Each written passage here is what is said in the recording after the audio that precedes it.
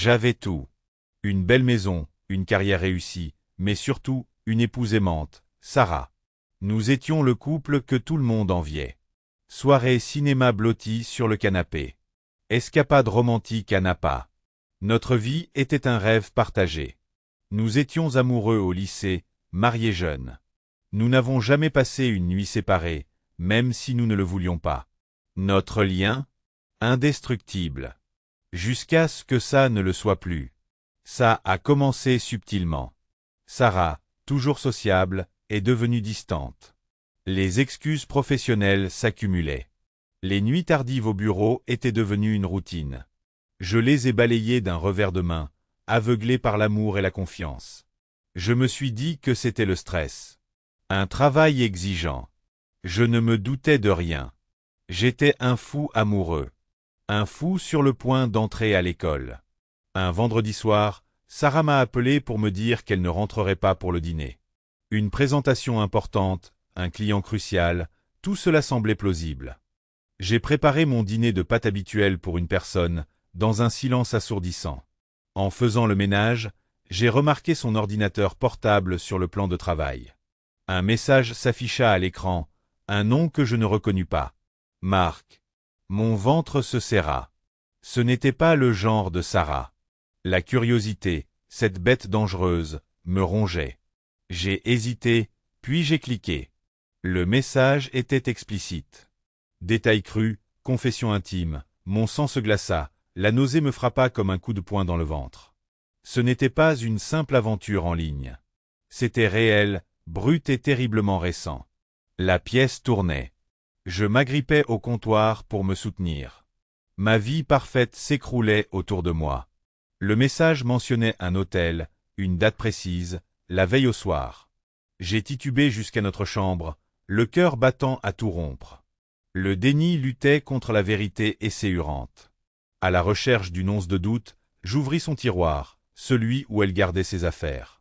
Un tube de rouge à lèvres s'y trouvait, d'une teinte que je n'avais jamais vue auparavant, encore chaude. La confirmation m'a frappé comme une tonne de briques. Ma Sarah, la femme que j'aimais, avait passé la nuit avec un autre homme. La trahison était une douleur physique, vive, lancinante, implacable. Les images du message défilèrent dans mon esprit, chacune étant une blessure nouvelle. Impossible de dormir cette nuit-là. Je restais éveillé, les yeux rivés au plafond, revoyant chaque souvenir heureux, chaque rire partagé, désormais teinté de suspicion et de doute. Mon amour s'est transformé en un cocktail toxique de colère et de soif de vengeance. Les jours suivants ont été une véritable torture. Sarah, inconsciente de ma découverte, a continué sa mascarade. Elle souriait, m'embrassait, m'appelait chérie. Chaque mot me semblait une trahison, une gifle. J'avais envie de crier, de l'affronter, de libérer la fureur qui montait en moi. Mais je ne l'ai pas fait. J'avais un plan. Je la ferais payer, mais ce ne serait pas une explosion émotionnelle brutale. Ce serait calculé, précis et totalement dévastateur. J'ai contacté un avocat, entamé une procédure de divorce et transféré la moitié de nos économies sur un nouveau compte. J'ai rassemblé des preuves de son infidélité, documentant méticuleusement chaque détail.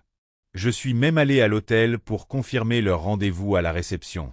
Chaque jour qui passait renforçait ma détermination. Je ne serai pas la victime. Je reprendrai ma vie, ma dignité et ma tranquillité d'esprit. Section 4 Opération Livre ouvert. Ma vengeance serait de l'humilier publiquement. J'ai contacté toutes nos connaissances, amis, famille, collègues.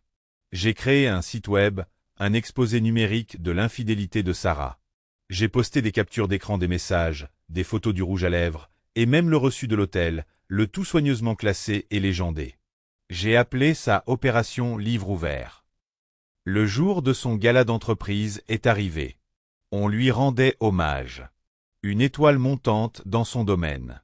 Je l'observais de loin monter sur scène, le visage rayonnant de fierté. J'ai ensuite envoyé un seul email groupé, avec un lien vers mon site web, et comme objet la vraie Sarah. En quelques minutes, les téléphones ont commencé à vibrer dans toute la salle. Les murmures se sont transformés en halètements lorsque les gens ont cliqué sur le lien, le visage mêlé de stupeur et de dégoût. Section 5. Le dévoilement. La façade soigneusement conçue de Sarah s'est effondrée sous mes yeux. Son assurance s'est évaporée, remplacée par la panique et la honte. Elle balbutia, essayant de reprendre le contrôle de la pièce, mais il était trop tard. Les preuves étaient accablantes, irréfutables. Son monde, bâti sur le mensonge et la tromperie, était en train d'imploser.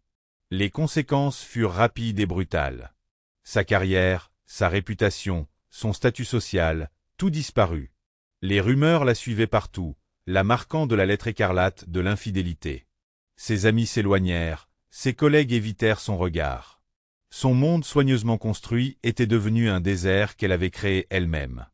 Section 6. Trouver la paix, pas le pardon. Certains diront que ma vengeance était cruelle, voire excessive, mais je ne suis pas d'accord. Elle a fait ses choix et elle méritait d'en assumer les conséquences. Ai-je pris plaisir à sa chute? Non. Ai-je éprouvé de la satisfaction à révéler sa vraie nature? Absolument. La douleur de la trahison persistera toujours, une cicatrice sur mon âme, mais j'avance, reconstruisant ma vie, brique après brique douloureuse. Je ne suis plus l'idiot naïf, aveuglé par l'amour, je suis plus fort, plus sage, éternellement vigilant.